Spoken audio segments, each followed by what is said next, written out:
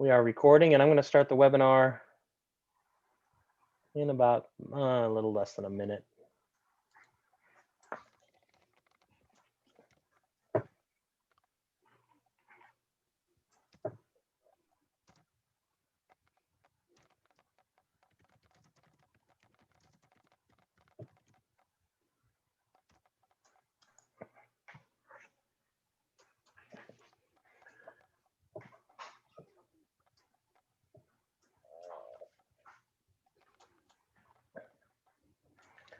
All right, everybody, here we go. All right. I'm opening the webinar, and webinar is now live. Let's see what happens. Should be. Oh, look at that. They're already jumping in. So welcome, everybody. All right. Hi, everybody who's joining us. So let everybody get into this meeting, and then we will we'll start our presentation in just a moment. Today, we're talking about fruit trees, one of our favorite things in the world. So welcome again, everybody. Give everyone a moment to start populating. As you enter, you'll notice that you are not having access to audio or video, as this is, it's a privacy issue, and we're gonna keep everything good and safe for everybody. My name is Gator, and this is it's our second virtual meeting, I believe, our virtual webinar this year. So welcome, everybody. Third one to come this afternoon. Right. Yeah. That's right, number 3. So, all right, let's see. Looks like we got a lot of people joining us. Welcome Saturday morning. Hope you have your cup of coffee or your beverage this morning, a bowl of cereal, and watched your cartoons. And now it's time for a little virtual e-house webinar. So welcome to the EnviroHouse webinar with Janda. And we have Jenny from GardenSphere here today. My name's Gator, and we're going to get started in just a few moments. Janda, you want to bring us in here? Okay, welcome. We are going to be talking about fruit trees today, as was mentioned.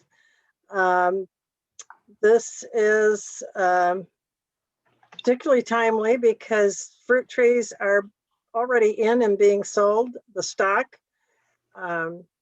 And there's a really good selection. There is a fruit tree, or they're not a fruit tree, there is a tree coupon that you can get for Pierce County that gives you $30 off per tree, up to 3 trees if you have not gotten trees.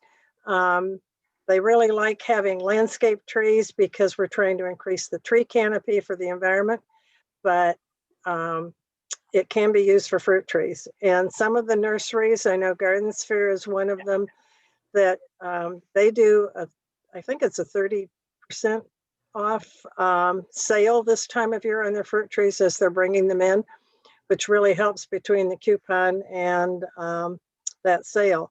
There are limited nurseries, and we'll share the screen on this at the end. I can show you the tree. Well, actually, let me just do it right now. Okay, so if you can see this. Gator, do you have me sharing my screen? Not yet. Okay, I can show it if you want. Yeah, and I think I just diminished mine. Yeah, no problem. So why don't we, here, let me do this. I will show the tree coupon page. It's on my screen, but I don't. There it is. Let's see, coming up. There it is. So this is our tree coupon page, and we'll have this information. Here's some other, there's the tree coupon. We'll look at this at the end also, and look at a list of participating nurseries in the region. So, okay, so I need to unshare. well, this is from mine, so I'll stop sharing. Okay. Okay. So before we get going, all the people, welcome. We're going to do a quick little poll on how you heard about us. During this webinar, if you're new to this, there is opportunity for you to communicate with us and ways for us to interact. We have the chat feature enabled so you can chat with others. But if you notice, it says to all panelists. If you could select to all panelists and attendees, that way your message gets to everyone. Mm-hmm. Look at that, we already have a question. So the first poll is going to be, how did you hear about us? City of Tacoma webpage. And these polls will come up and I'll give you about a minute or so to answer. So if everyone could participate, that would be fantastic. Your answers are anonymous, so that's super great. You don't have to feel any pressure or anxiety about telling how you heard about us, but it does help us so we know if we're directing our information and advertising to the right place. So I'll give you another 25 seconds or so, and then we'll look at the poll. So go ahead and answer now. I work for the city of Tacoma, so I heard about it from the web page. That would be a good place to put it. So you can ask questions in the chat here. You can also bring up the Q&A part, and you can have a question answered that we can either, or asked, that we can either answer on the air, or I can type it. Do understand that while we're giving our presentation, I will have questions come in, and I will try to answer them as it comes up in the conversation during the presentation. So I get a lot of people EnviroHouse email. I should put that on the list next time. I'm going to end the polling and let's take a look. A lot of others. That's great. Tacoma EnviroHouse email, the newsletter, so Facebook. So thank you everybody for doing that. I'm going to go ahead and stop the share. And let's get going. So Jenny is here from GardenSphere. Jenny, take it away. All right. Yes. So like Gator said, I am Jenny. I am representing GardenSphere. I have been with them for a long time. I am also an elementary educator, and I have a degree in sustainable agriculture as well. I love this kind of stuff. It makes my heart feel good to do things that involve agriculture, planting in the environment, and meshing them together. I am from the area. I was born and raised here. So I was born and raised here in the area. I grew up in Fife when it was all farm fields. So I grew up right next to fields for my life. That's kind of what I've been doing.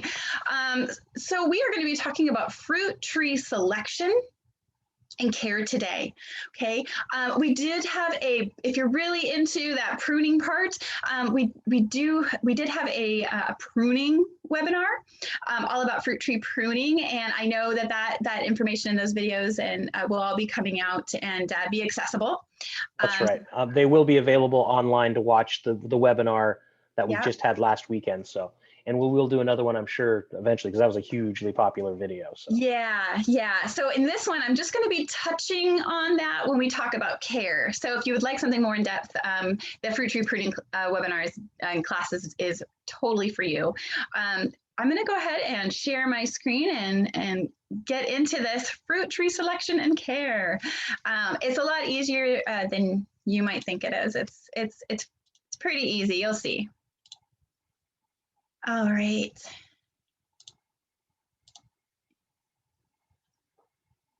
There we go. All right, so we have fruit tree selection and care. What you're looking at right here, those are apples. Now, that is an excellent example of a cluster of apples together. There's wonderful airflow, okay? Not too much greenery. And you can tell that they still have a little bit of room to grow. They're not quite mature yet. You can tell from the bottom of those apples. But that is just if you see this is a wonderful example of a healthy, sustainable cluster. If you had more here in this cluster, it would be too much for that branch and for that cluster. You'll have more disease there. So why a fruit tree? They attract pollinating insects. So mason bees, our siphid flies, tons of native insects. They really love fruit trees and fruit flowering plants, elderberry, blueberries, strawberries. I mean, they absolutely love it. So that's a great reason to have fruit trees and fruiting plants in your yard. They also are really gorgeous when they're blooming. Sometimes they're a light pink, sometimes they're white and have these beautiful pink edges on them. And then as the spring and summer go, you've got beautiful green foliage. Okay, so you've got color for about half of the year. And most of these fruit trees, they don't start losing their leaves until October. So you'll see some color change there. Fruit trees also, they contribute to a healthy ecosystem. So not only are you bringing in those pollinating insects, but you're also creating these tiny little habitats for other insects and critters that really like to come in. Birds, small birds like to hang out in that canopy. So you're also you're helping that ecosystem in a real positive way. Plus, you get the fruit. We love the fruit. That's like one of the biggest reasons people get fruit trees is so we want to eat fresh fruit right out of our backyard. Okay, it's right there. You know exactly where it's coming from, and there's nothing more satisfying than that. All right, so here's our first question, our first poll. All right, and as this happens, I will pop in from time to time with poll questions. Jenny has them, and you can answer. I'll give you a few moments to answer your question there. Some of them are multiple choice, so don't be afraid to answer more than one question. On that note, also, if you are asking questions in the chat, like I said before, it's awesome. So thank you. We already have a couple questions, but I'm going to hold off until it fits what she might be talking about, or I'll answer them at a different time. So don't be afraid. Don't be upset if I don't answer it immediately or if she doesn't get to it. So because Jenny's not really focused on the chat right now. So that's right.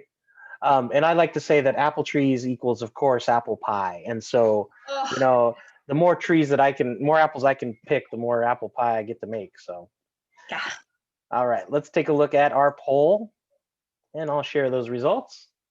Looks like I've grown fruit trees, but have had problems. And you were okay. Sure. Yeah. Okay. Fantastic. Nice. All right. All right. Okay, so I gotta click down here. All right, here we go. So sizes. So we're now going to start thinking about you've got to really process and plan for fruit trees and for fruiting plants. So what size are you thinking? Okay, so a standard size tree when it's at maturity is 18 to 25 feet tall. Very, very tall. So you're going to need probably a harvesting ladder, pole pruner and a pole saw to do that pruning appropriately. There aren't a lot of places that sell standard trees anymore, but if you have the space, that's what you're going to see a lot of in older yards. A lot of times you're going to see these beautiful standard trees. They're quite tall and lush with fruit. A lot of the old properties around here.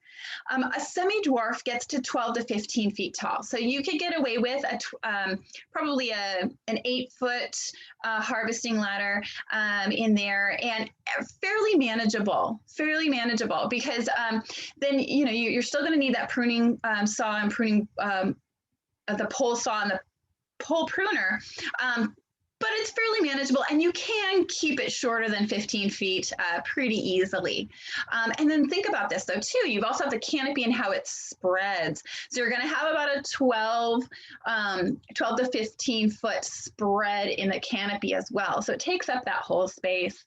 A dwarf tree is going to be 8 to 10 feet.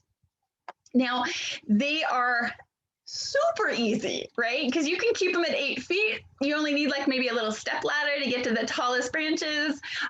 They also take up less surface area, right? Because their canopy isn't going to spread as far across.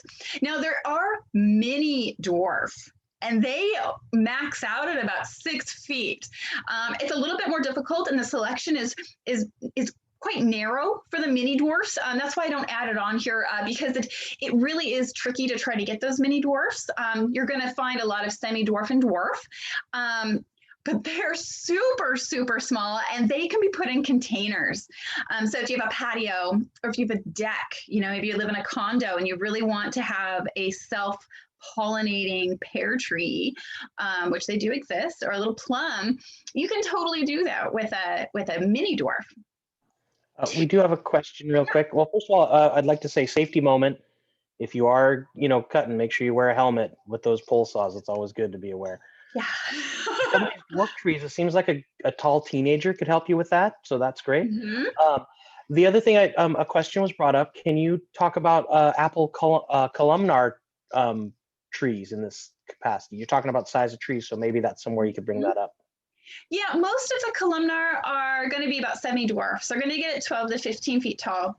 And they're grafted onto a rootstock and then trained. So, I mean, I wouldn't really let a columnar go more than 15 feet tall, because then you're going to start getting into a weaker fruit, and a lot more energy is going to be going up to the top of that tree and less energy going out to that fruit. But yeah, the columnars we would consider those semi-dwarf.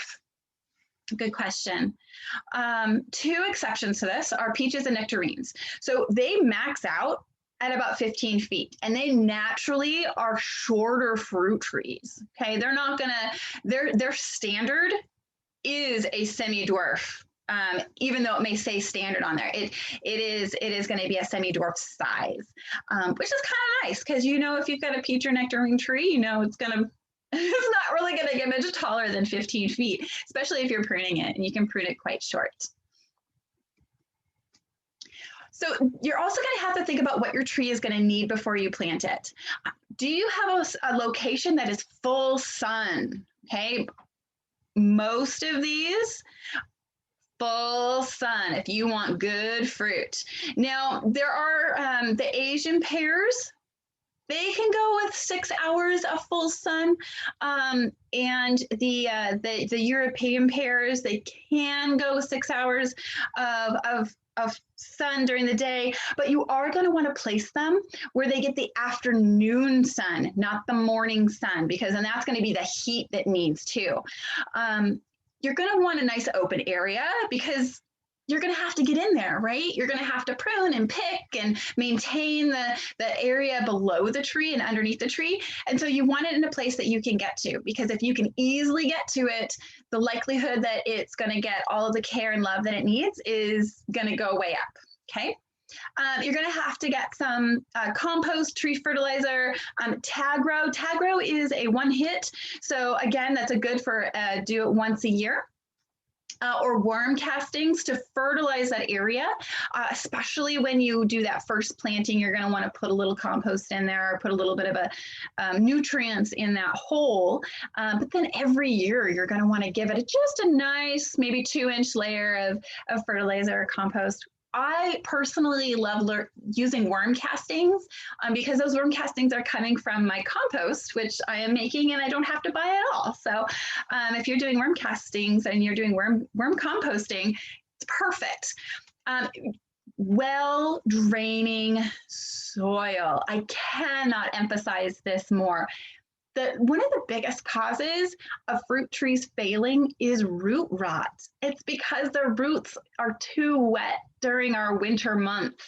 And I know that our seasons are changing slightly, but we have had a lot of water in this last couple of months, and really pay attention to your yard. Where is it draining really, really well, right? Where are you not seeing soggy soil in the winter?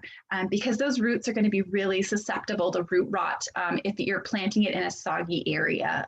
So please, please, please, well-drained soil is a plus. That's must. And then when you're planting it, you're going to notice that there is a graft or a crown at the root system. So most fruit trees are grafted onto rootstock that is appropriate for the climate and the area that you're growing it.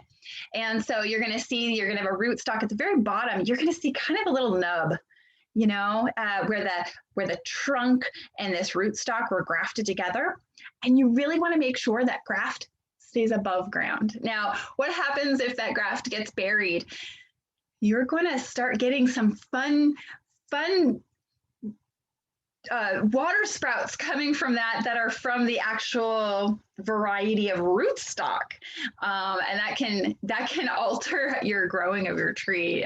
It's very strange, but you're really, in order to mitigate that, plant it above that, grafted above the crown when you're planting. So a couple of things that you kind of mull over as you go through planning, right? We do have a couple of questions in this. First of all, Susan A., how far from the septic drain field? That's a good question for anyone in the septic system. Yeah. And then can we mix anything into the soil where to increase drainage? So those are your. Well, it also depends on where you hit your clay. Because you want it well draining, but you don't want it sandy. Okay, you want a complex soil that is going to drain really well, and you have to think about it like this. You have to think of when the tree is mature, how far is that canopy going to spread? Okay, because that's how far that root system is going to spread, and so out horizontally, and then it's going to have those tap roots that go vertically, and so you're going to want to think, do I need to amend that area, and digging it up isn't necessarily going to help it if your clay layer is 12 inches below your topsoil. So, and that loam, if your clay layer is really high, you may want to consider creating a raised bed for that fruit tree. Because then at least you're giving, if your clay layer is say 12 inches from that loam, okay, because once we hit that clay layer, drainage becomes very difficult and nearly impossible, and it just drains so slowly. And so think, you want at least 3 feet of area as a mature tree for that to really grow successfully. You can also do a few tricks, like growing root vegetables like the daikon radish. They grow very deep and they're really great for breaking up that clay layer for fruit trees and other things that need to be deep down. So you could plant your fruit tree in one place and then strategically plant daikon radishes all the way around it, not to eat them or anything, but just so that they'll grow and help break up that clay layer. And as that fruit tree, grows and gets bigger and its root surface area gets larger, that clay layer is already broken up and ready for that root system. So that's a trick you can use. Other question, drainage field. Yes, you're gonna wanna be, how far is ours? I think I'm on septic as well. I have a drain field, so I totally know what you're talking about here. I have ours, our nearest fruiting plant is our elderberry, and that's a good 50 feet from our drain field. Just to be on the safe side. So that's the farthest we have ours away. Every area has regulations on what you can plant and how far you can plant away from your drain field, depending on where it is and which municipality you're in. So check that out as well. We just have ours, it's 50 feet in all directions.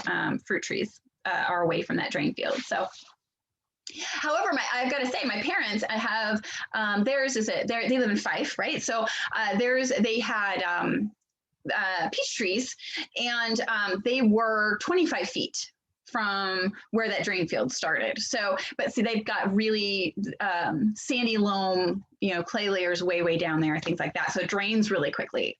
So you have to think about your draining. How fast does your drain field drain out in the wet weather? And then look at regulations too on how closely you can plant a tall tree. So I hope that helps. All right, here's our next question, next poll. Sorry about that. Let's see. Thank you. Yeah, I'm sure it did help. Let's relaunch that question here. I get the results before they're running. All right, everybody, which fruit trees do you have or want? This is multiple choice. Mm-hmm. And we'll give you a couple seconds, 30 seconds or so to answer. Yeah, I'm also on a drain field. So yeah, like the question is how, it's relevant, you want to know how far to keep it away, right? So, yeah. I noticed one of the questions here is, or one of the answers choices, nuts and walnuts, like your choice of trees. Mm-hmm. I have watched videos of how almonds are harvested. Uh-huh. And if you haven't seen that, it is so cool to watch. Yes. They shake that tree and they have like an umbrella. It's super cool. So yeah. Fun things. We got about 85% people voting. Good job. All right. And let's take a look at it. I'm going to end in 3, 2, one. Let's take a look at Excellent. those. Awesome. Lots of stone fruit and plum fruit. Few fig. Oh, figs are so easy. Oh, I got to tell you.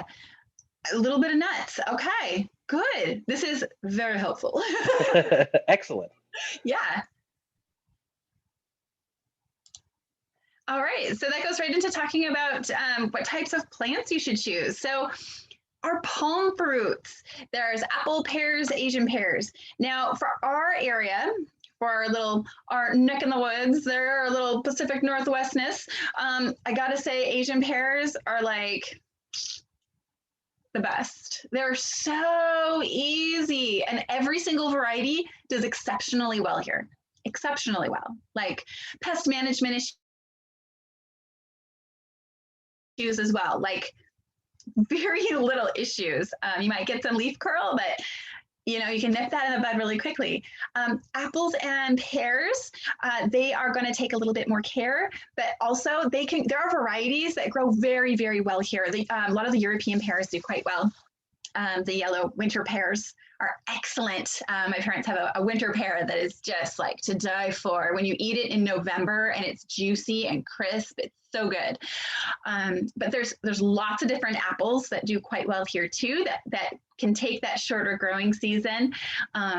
In contrast with our central Washington apple groves, which have a nice long growing season. And our stone fruits, just like the fruit is just like it says in that name, it's a stone fruit, right? It's got a stone in the center. So peaches, nectarines, plums, and cherries.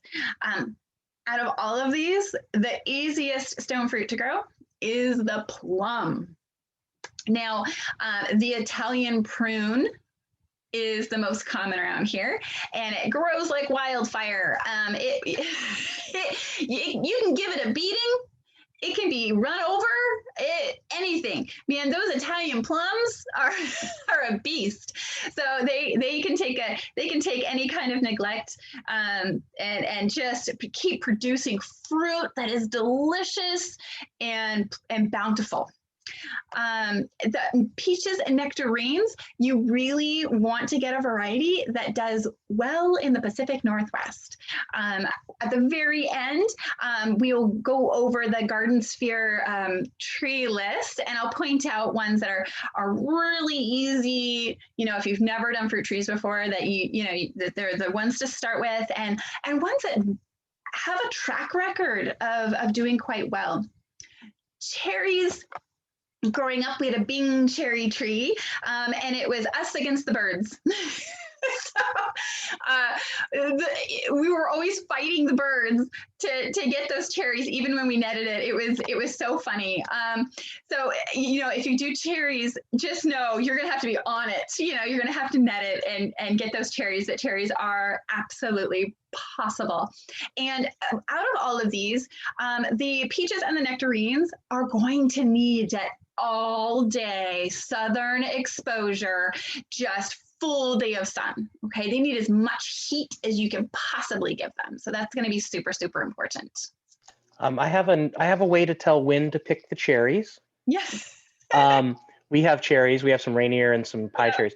We know they're ripe the day after the birds know they're ripe. Yeah. So that is the indicator. All animals will know your fruit is ripe the day before you do. So we actually have raccoons sit on our roof and pick at them, and then they drop them on our sunroof up there. So it's really, they just like drop them. We're like, oh, come on. So we know it's time to pick them when the animals go after them. So I'm going to show the poll really quickly again. Someone didn't see the results, so I'm just going to show it really quickly. Yeah. Just so we can see it. They were asking about it. They are on the iPads they wanted to see. So there's the results of this poll. Yeah. And then I know you're going to get to apples in a minute. Someone wants to know about Macintosh and Macoun apples. So I'll let that. Yes, those are really good. And I'll go back to that slide. Okay. And then there was one more about persimmons in the Northwest. So if you can keep them in a pot, like a big pot, and then winter them over in a very protected space, they'll do okay. They tend to get root rot really easily out here because we're so wet. it's kind of a bummer, but they're really great. Persimmons are fantastic in a very large pot, and somewhere where it's really protected, where you can control the moisture level. Yeah, they're delicious and they're wonderful, wonderful fruit to be eating in the very early winter months or December. Yeah, the apples. So I have here. Let's see, go back. There we go. So with apples, we'll go over why don't we just wait on the question about the varieties at the very, very end when I go over that list. I personally have a Macone apple. They're really great for this area. They will take the moisture a little bit better, and they tend to be a more fungus resistant than others. It's resistant to a few more diseases, works really well. Macintosh is an earlier apple, and so you're going to want to think about putting it in absolute full sun for it to do very, very well. And it needs lots of drainage out here, lots and lots of drainage. So if those roots are wet during our winter months, you might end up having a short-lived apple tree. It'll produce for a while, right? But say like 15 years down the line, it might have some issues. So yeah, that's a good question. I did not have a slide. Just before we start talking about caring for your fruit tree, I wanted to mention fig and nuts. And the figs, really figs you can plant anywhere. They will love you. They need very little care. So if you're looking for a fruit that is very forgiving and, can be neglected and, set aside, if you forget it, your life gets busy, figs are the best to plant. They can get quite large and have a huge canopy and take up a lot of space, but you can prune those back. They can look like a beautiful, beautiful tree. You can prune them up and stuff too. So figs, easy peasy, probably the easiest to grow in our area. And then nut trees, you really need to think about what type of nut you're really wanting, because like almonds, we can't grow almonds up here. We just don't have the heat units and it's not dry enough. But you can grow hazelnuts very, very successfully. And you can also grow, a few folks have walnuts. Especially the black walnuts. They grow very, very well here. There's a whole lot of varieties of hazelnuts, and there are some really lovely chestnut varieties that grow quite well in the Pacific Northwest. So those are the three I would kind of recommend gravitating to if you're thinking about nut trees, because they will grow successfully here in the Pacific Northwest. Okay, so we're going into kind of caring for our fruit trees. Do you have a question? It always pops up when there's more going on. So caring for your fruit tree. If you make a schedule for yourself and you kind of get into a yearly routine, caring for your fruit trees can be down to a science and take up very little of your time throughout the entire year, okay? So you're going to have to prune your fruit trees once a year. You're going to have to do some pest management, some pre-fruit, during fruit, and post-fruit pest management there with a variety of sprays to choose from, which are not detrimental to our environment.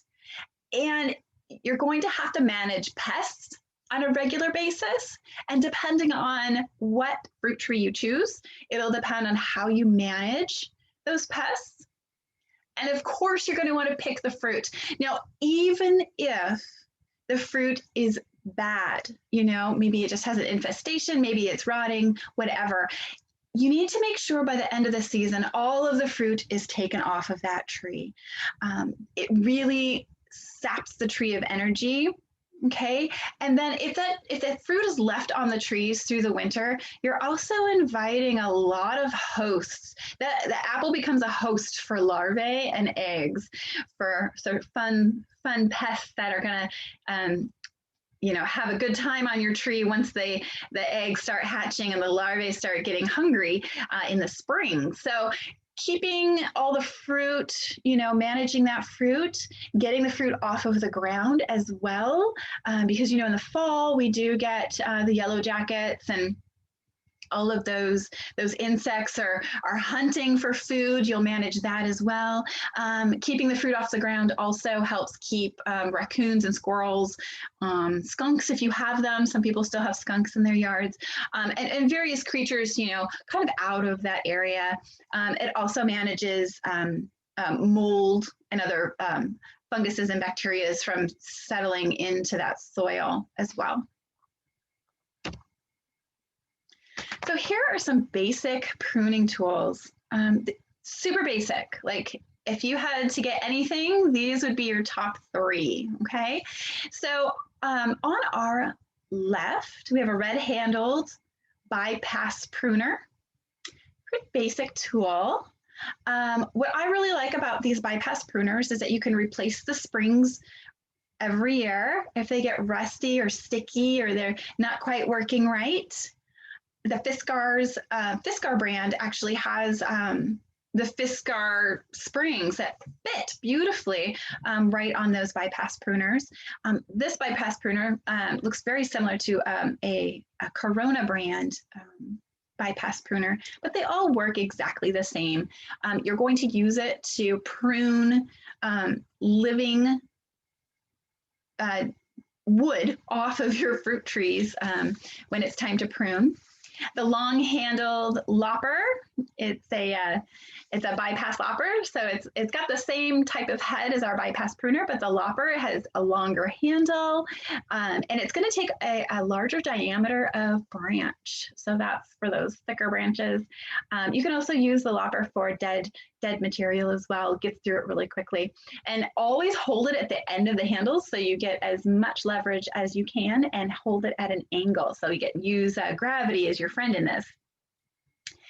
And that razor tooth saw, I love those folding saws. Mine looks very much like that.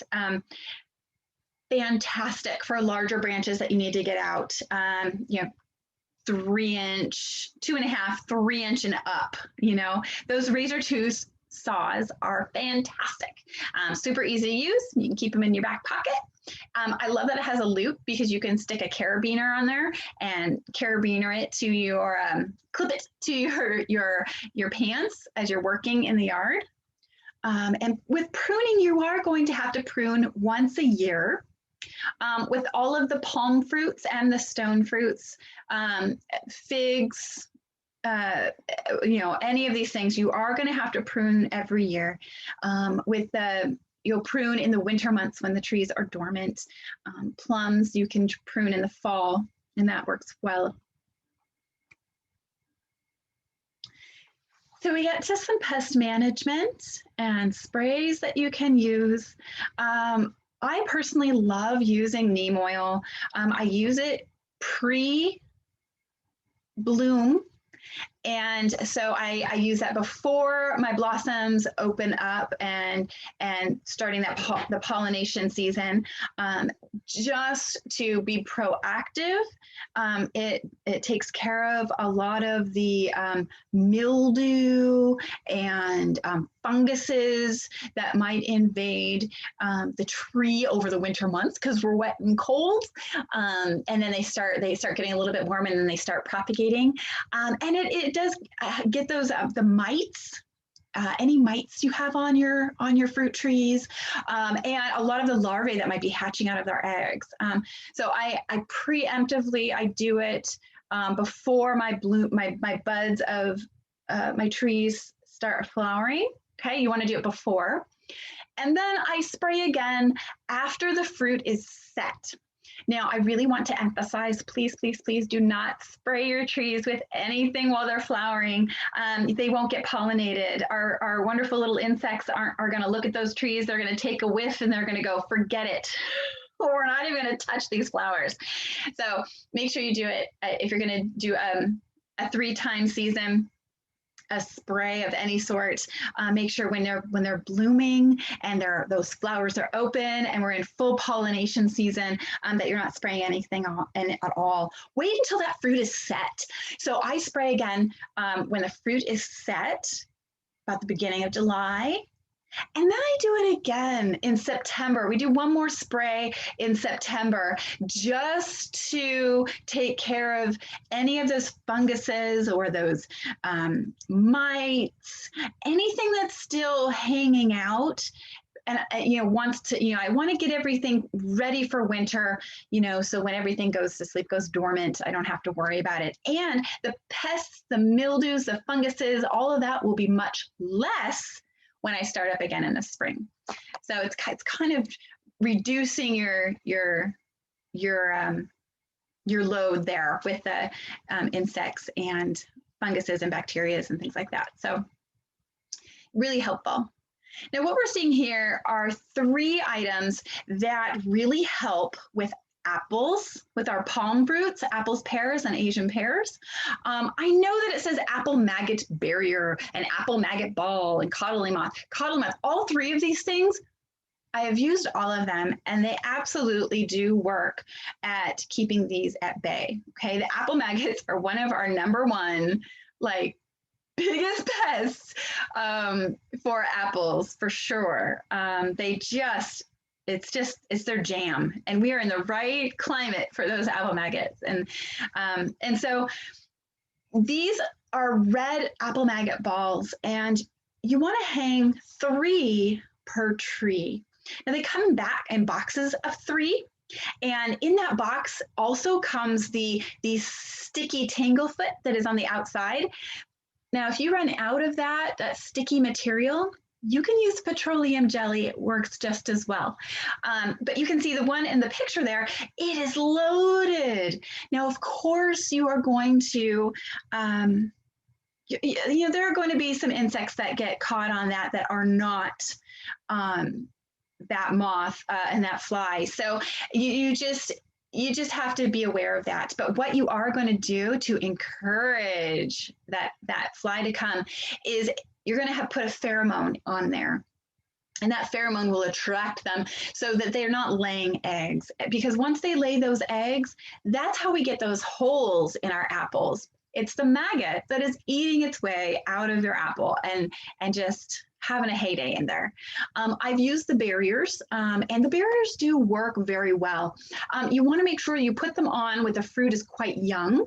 I would say maybe a little bit bigger than a golf ball size, and put it on there. You can tie it. Works beautifully. If you don't have a lot of trees, I do encourage its use because it really will protect that fruit, and it expands nicely. It looks like little footy nylons. And then you have, I'm going to go back to the apple maggot ball really quick.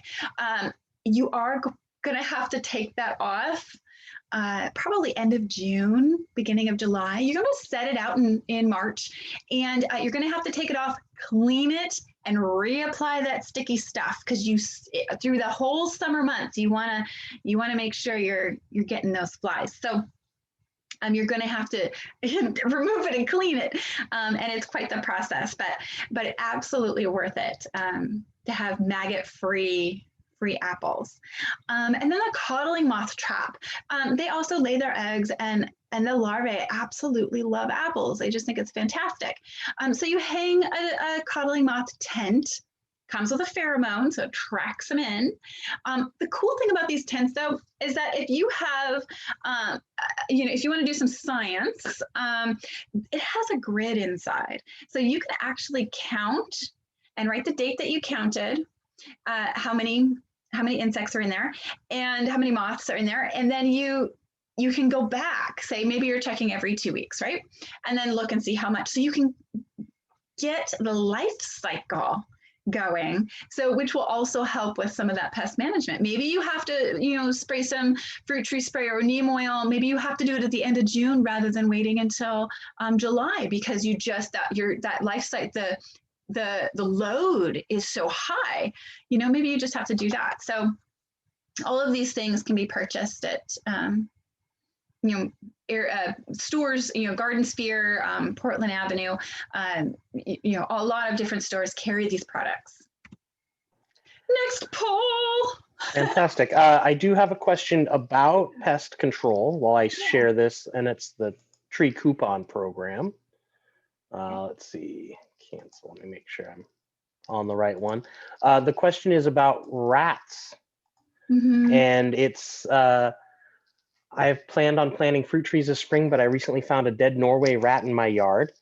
And I don't want to plant anything that's going to create additional rodent problems. Are there certain trees that rodents don't like? Are there trees that don't drop fruit? Would elderberry be a good fit?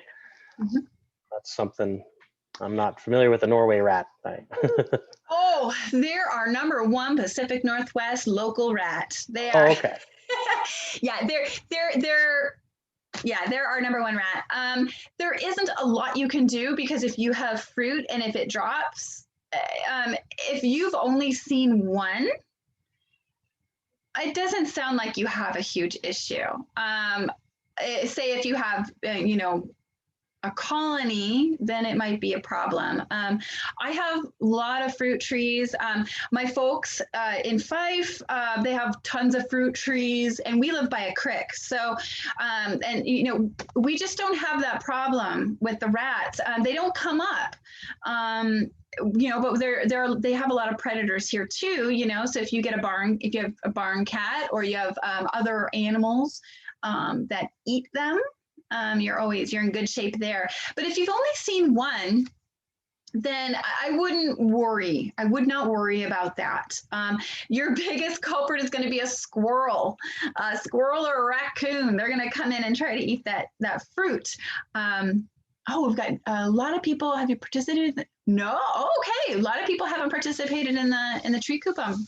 It's a great deal. It's such a good deal, especially this time of year. Good to know. But yeah, so with the rat issue, your biggest culprits are going to be squirrels and raccoons, because they're going to want to get in there and get that fruit. Rats, not so much. Yeah, if you have a lot of grain. Yeah, if you have a lot of grain around, for sure. They love grain. They love grains. I have chickens and ducks, and so we've got Norway rats, but I'm not worried about it. I've got barn cats too, so they keep that pest down. Right. I have found that chickens are quite the rat deterrent also. So I am familiar with the actual Norway rat. I didn't know that it had a name, but our chickens have taken care of a few rats in their day, and so when we had chickens, so fascinating. Yeah. There is a question about neem oil, and that is, do you have a sprayer you recommend, or what kind of sprayer do you need for neem oil? So there's a question. Okay, yeah, that's a great question. So if you have a lot of trees, what I would do is I would get the concentrated form. I wouldn't get the spray bottle form, because you can get it in either or. You can get the spray bottle of neem, or you can get the concentrate. And I would get, they call them Hudson sprayers. And so you can get a small Hudson sprayer. They have cool ones that are battery powered now, which is way cool. My mom got one for herself, and she goes, "I love it. I'm getting one for you." And so she uses that. So you don't have to keep pumping it. It just does it for you. But a small Hudson sprayer will work great, because then you can mix it, and you've got that concentrate. If you have tons of area to do, say you have a lot of mature trees, and they're, maybe they're semi-dwarf, or, they're close to standard, maybe they're pretty big, I would get the hose attachment sprayer and put in the concentrate, and then just use that hose sprayer. Of course, doing it on a non-windy day. And when we have like at least 3 days of dry weather to become really effective, because it has to dry in there. Yeah. If you have not a lot, right? I would get the concentrate and the spray bottle, because then you can keep filling up that spray bottle, and it's already labeled for you and has the directions. It's awesome. And if you have the Hudson sprayer, make sure you label it, use a Sharpie marker, use a label or something that says that this is for that purpose only, so that you're not using it for watering plants or something as well. Make sure it's designated for, concentrated spray mixing. Great. Yeah. We have a few more quick questions. Well, questions. So I'll start. Planting conditions for a kiwi. A friend's took over an old garage roof, and they live near Olala. Oh la la. Okay. So that's north of Gig Harbor on the water. Yeah, it's across the way. Full sun. Full sun. Well, absolute all day full sun. And make sure the roof is structurally sound. Kiwi is very heavy when it's mature, and it takes about 10 years to be fully mature.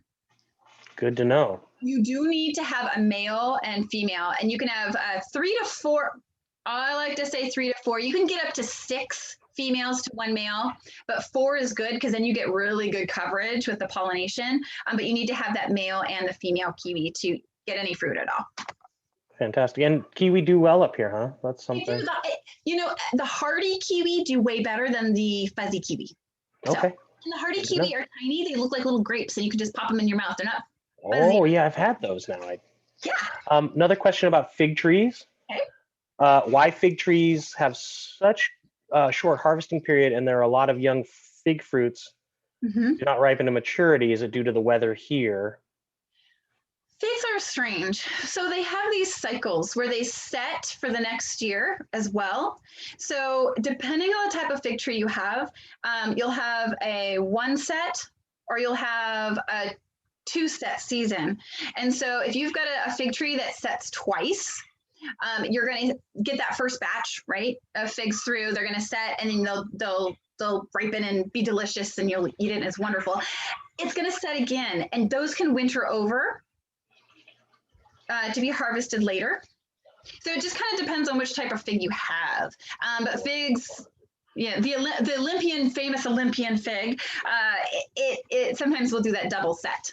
And so you just have to, it's okay to leave them on there. And figs are a strange beast. So you can leave them on there and let it winter over. Good to know. We have a question about removing an Asian pear tree within the next couple of weeks, and would like to plant an olive tree. Are there specific varieties that are best in our zone? So that would be olive trees in our zone. Ambitious.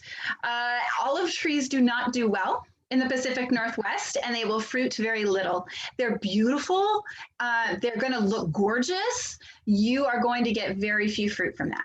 So if you're looking for more aesthetics and not too concerned about getting too much fruit, go for it. They're gorgeous. They're beautiful trees.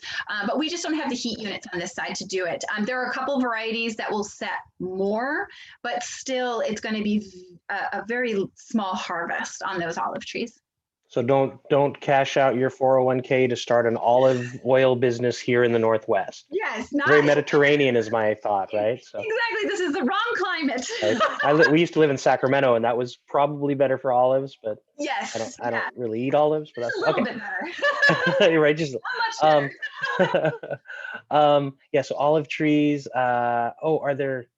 Maybe the question is about. Oh, I thought it was a variety of Asian pear tree, but it's really about the olive tree. And don't forget, you need partridges for those pear trees every winter. Yes, no. Will mulberries or pawpaw grow here? I don't know what a pawpaw is. Pawpaw, we don't have the heat units. We just don't. So delicious though, right? I mean, oh my gosh. Oh yeah. Okay. So Gator, if you haven't had pawpaw, if you can get your hands on some, it's really good. You know. You just kind of eat it right out of it. Break them open, eat it. Mulberries, they won't get as tall as they do in warmer climates with less water, less moisture during the year, but they do grow well here. But they do, again, full sun, no shade for the mulberry. So you want to make sure you get full sun on that. Yeah, your poor pawpaws, they won't get very tall, and then they might give you one fruit in 20 years. Nice. Now I know we have salmon berries up here, and what about goji berries? Are those things that they do okay? They do get quite large, and at their root base, they like to spread. They're spreaders, so you have to be really careful with gojis. They do grow. If we've got a nice summer, they'll get very tall and lanky. So you might have to put something around it so it doesn't go up and droop too much, but gojis do okay. What was the other one? Goji berry and crimson. Oh no, I said about salmon berries. I was just Salmon asking. berries. Salmon They're berries kind of grow wild here. here. Salmon berries are a native plant here in Washington. So you can go out to the woods and they're going to be on the edges of wooded spaces. A lot of times people get confused and they mistake it for the blackberry, because when the cane when they're all mixed together, they get confusing. But the salmon berry is going to grow very much like a raspberry, and so they get those nice tall canes, and they get a beautiful leafy canopy. So they're not going to vine out like a raspberry, but they're going to get these beautiful tall canes, and they do produce tons on the second year growth.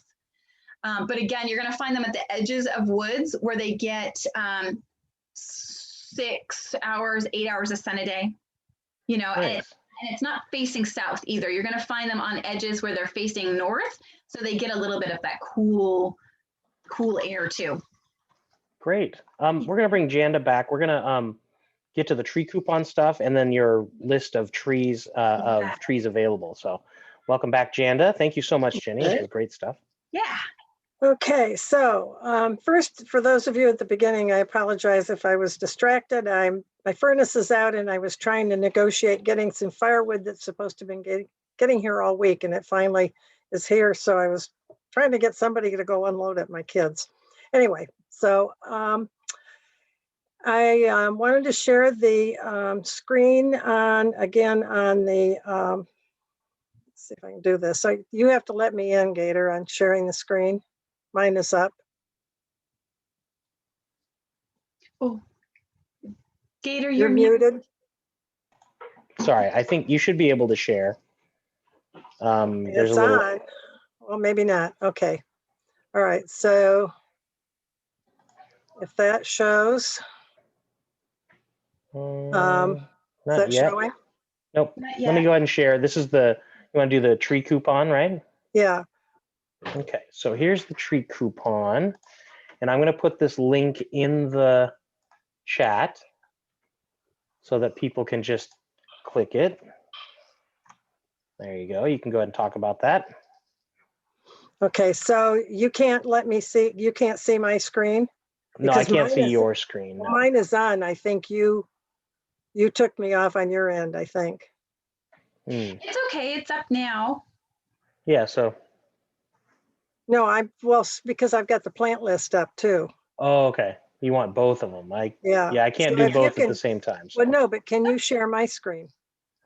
It didn't link when you did, so I can stop sharing mine and you can try again if that works. I don't know. Mine is showing that it's sharing. I don't know if you're It is not not, seeing it. so yeah, so. Okay, sorry, we'll have to figure that out. So if you go to the cityoftacoma.org /tree coupon is the most direct way, or the link that Gator put in the chat. You can see all the information on the tree coupon. It gives you the directions on who's eligible. Anybody in Pierce County, if you haven't had it before, you can get up to 3 trees, $30 off. The information that somebody put in the chat is correct. It won't apply to fruit trees unless they're over 15 feet. So a tree is a woody plant that grows over 15 feet. So that's one of the limitations, but it gives all that information on the website, on the Urban Forestry website. And then it also gives a list of, I believe, 8 nurseries in Pierce County that are honoring the tree coupon. GardenSphere is one of them, which is where Jenny is representing. Alpine, Gardenmeister, Gordon's, Rosedale, Vassy, Watson's, and Woodbrook. So any one of those nurseries would honor a tree coupon if it's over 15 feet. And then the plant list from GardenSphere, if that isn't coming up, you're muted again. That's a list that you can get on the GardenSphere website. It will look like this, and it tells you what plants they have available, what trees they have available that will grow in this area: plums, cherries, pears, apples, Asian pears, miscellaneous fruit, etc. So you can get that on the GardenSphere website, which is gardensphere.biz, B-I-Z. Yeah. And that 30% off on their sale on their fruit trees goes until March 15th. And the tree coupon, I believe, goes through March 31st. Mm-hmm. So you might want to check those out. Yeah. We have a quick question about the tree coupon. When I apply for the tree coupon and still waiting in the mail, do you send 3 coupons at once, or do you have to reapply? It's one coupon. It's And good for 3 trees. But if you go use it for 1 tree and decide you're going to go back and get another tree later, that doesn't work. You got to do all 3 at the same time. Or and you can only do the coupon like once, I think, right? Right. So right. I mean, you can buy 3 trees, but at the same time. Yeah. You can't just buy one this week and then go back and buy one in 2 weeks or whatever. Yeah. Right. And then also, if you've used it, you can't get another one because they're trying to spread this around the county. And this is partially funded with grant money, I think. And Tacoma Power, the city of Tacoma, and Pierce Conservation District are the sponsors of the program. So, and they can answer more questions at the Urban Forestry, and there's a lot of information in that 3-page information on the website. So I also wanted to mention, somebody had typed in the chat about amending their soil. You can also use compost, as Jenny mentioned. We will be doing another webinar on composting on March 20th. So coming up, we're not doing one next weekend because it's a 3-day weekend for most of the people that do my presentations. So giving them a break. The 20th, I'm still trying to get one confirmed. I was hoping to do raised beds. I don't know. February 20th, that will be probably a last minute announcement. February 27th, we're doing landscape tree pruning. And then in March, 6/13/2027, we'll be starting with recycling. We'll be doing a new one on Recycle Right. And that will cover mostly Tacoma, but it will also cover a lot of what happens in Pierce County. The 13th, Jenny will be doing chickens again, raising chickens in the morning, coops in the afternoon, how to build a coop and run. Composting on the 20th, and then heat pumps on the 27th of March. And we're planning April as we speak. So that's what's coming up. And thank you for joining us. And if anybody has any other questions. I'd like to go over the tree list. Yeah, okay. I'll bring that back up for you. Before I leave, I just wanted to mention also that we will be following up. It takes us a while to get this recording up on a link because we have to wait on other departments in the city to do that upload. But we do I will email everybody on the list with the links that are important that we mentioned here, and attachments if there's, like, I can send the attachment on the plant list here, but it will be on their website. So Jenny, sorry, I didn't mean to cut that in front of me. You're on. There you go, Jenny. There's the list for you. Would you mind making it a little bit larger, possibly? Awesome. Okay, so I can see the first part there. All right, well, let's start with some apples here. Cosmic Crisp is a new one. That's a WSU patented. It is super crisp. It's very much like a Honey Crisp, but just slightly sweeter, and it has some good shelf life on there. They do grow well here. That came from the WSU Extension when they do all of their plant research on fruit trees, and it is an excellent grower based on the research that they have been doing with this cross that's been created. Another one on that apple list, Pink Lady. Requires absolute full sun all day, but it ripens later in the season. So you're going to be harvesting the Pink Lady at the end of September at the very earliest, but you're going to be getting that most likely mid-October. So if you're looking for a later harvest apple that needs a super long season, Pink Lady is great. There is a variety out there. It's called the Early Lady, and it actually has a shorter growing season. So it has done even better as far as ripening in our short growing season that we have here compared to Central Washington. And so if you can find that one, that is awesome. The Liberty is delicious, grows absolutely fantastic here. It's a good one. It looks like we have some columnar on there. The columnars, again, I cannot say anything better about them. They are just super fantastic. The fruit is delicious. It does not keep well. So if you're looking for apples that can stay in the pantry, or maybe you have a spot when after you've harvested them that you kind of want a root cellar or something like that, and you want to keep them around. The columnars are not good keepers, but they are delicious and they do fantastic here. The keepers, though, I would say you got the Pink Lady, stellar keeper, and your Granny Smith, great keeper, and then depending on our summer, that Honeycrisp is okay. It's an okay keeper as far as storing fruit on the list. If you've never heard of an espalier is the trees that grow horizontally. They're quite narrow. They're very flat. Those are fun if you have tight spaces. And we go down to the pears, and the pears, I got to tell you, probably the best one around here is going to be that Bartlett. The Bartlett and the red Bartlett, they do the best. Bosque would probably be third runner up in that. If you're looking for a very, very early pear, the Early Glow is a good one. If you don't have a lot of space, get those combos. There's a 4-way combo in the apple, and there's the 4-way combo in the pear. Awesome. That way you can kind of try them out and see which one does the best. Again, we've got the espalier in the pear.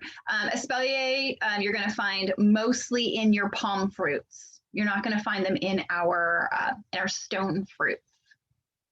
Looking at the Asian pears up there, again, it's a palm fruit.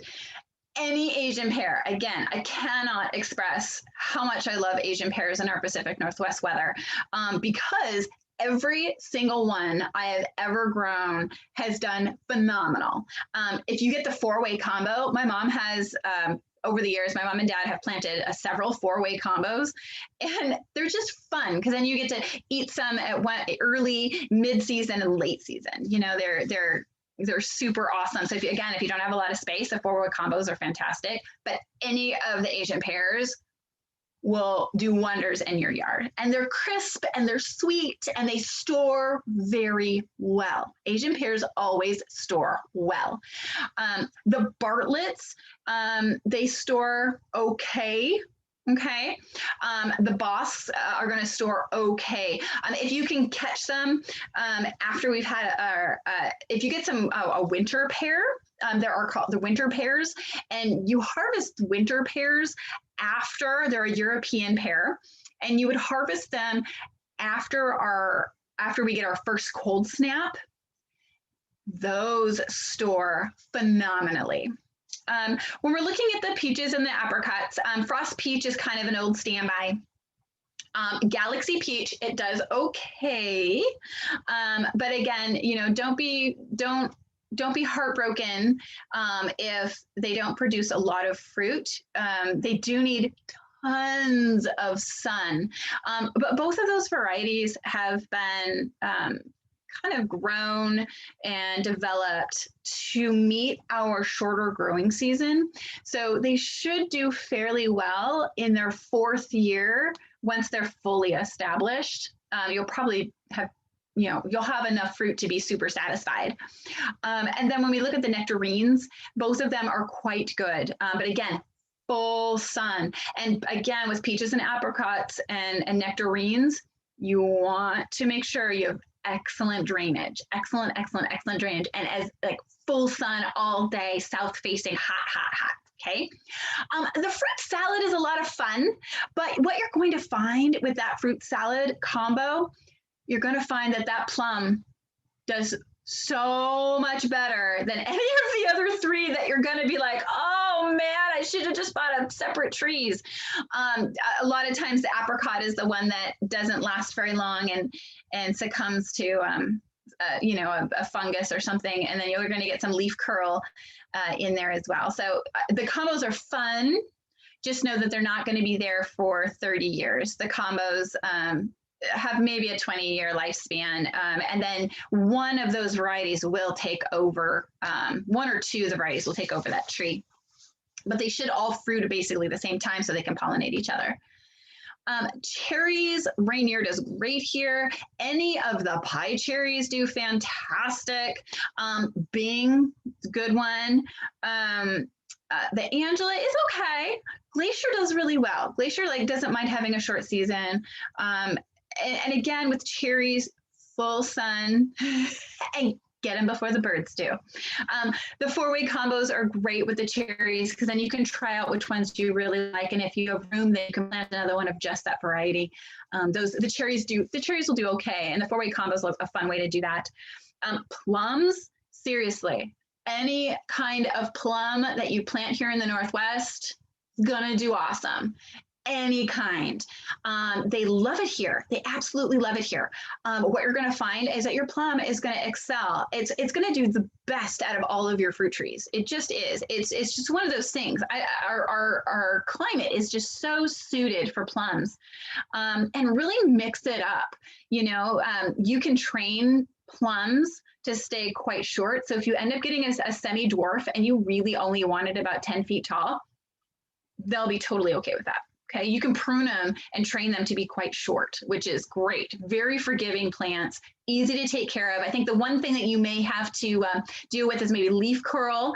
But again, if you're being proactive with your 3 times in the season, spraying neem, it should take care of that for you. Sometimes you may, for the pears, you may get some rust. And so that requires getting a copper solution to deal with that. But again, plums, super easy. Yeah. Thanks, Jane. That's so much information. And these webinars are great because there is so much that you can offer. I do recommend people either call or head on down to their local nursery or GardenSphere specifically and ask some of these questions that are in the chat are pretty specific to their own needs. And we're getting ready. We got to turn this around because you're coming back at 1 o'clock, right? So everybody out there, don't forget, 1 o'clock, we have a Mason bee webinar coming up. And so we all got to make sure that we get our food on, and I got to take care of my family here. So I want to thank everybody for doing this. Jenny, it's always a pleasure to have you here. We'll be back at 1 o'clock, and we got some webinars coming up in the next couple of weeks. So stay tuned to the website. And we'll see you back here just a little before 1. Yeah, well, thank you for having me. And anybody at GardenSphere can answer all of these questions. Totally knowledgeable. So thanks for coming, and we'll see you soon. All right. So bye.